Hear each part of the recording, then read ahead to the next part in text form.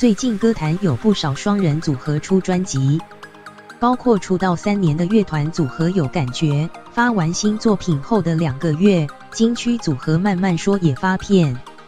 不过主唱立德惠日前却在练习彩排空中环特技时，不慎从3公尺的地方摔落，造成2根肋骨骨折，恐怕造成演唱会延期。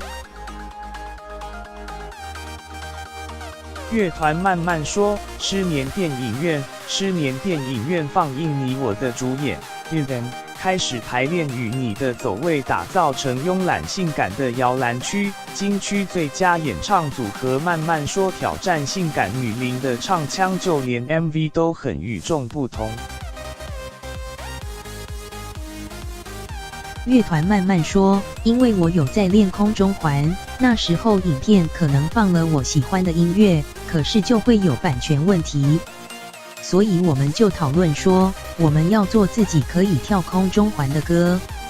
主唱立德惠日前在彩排空中环特技时，从3公尺处摔伤，造成2根肋骨骨折，恐怕造成筹备已久的演唱会延期。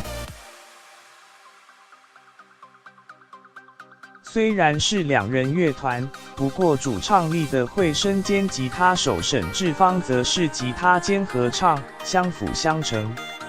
2016年出道的有感觉乐团也是只有2位团员。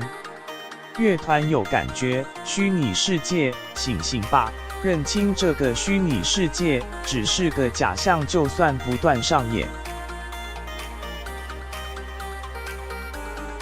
有趣的是，团员竟然都有明星脸。乐团有感觉去跑商演的时候，有人就说北李佳薇就对他喊李佳薇。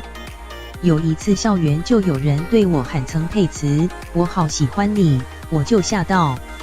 其实90年代演艺圈有许多知名2重唱组合，像是锦绣2重唱和凡人2重唱都有许多脍炙人口的作品。动力火车也是发展最成功的双人组合，00后的歌坛重现2人团体风潮，尽管团员少，但是好默契也能造就亮眼成绩。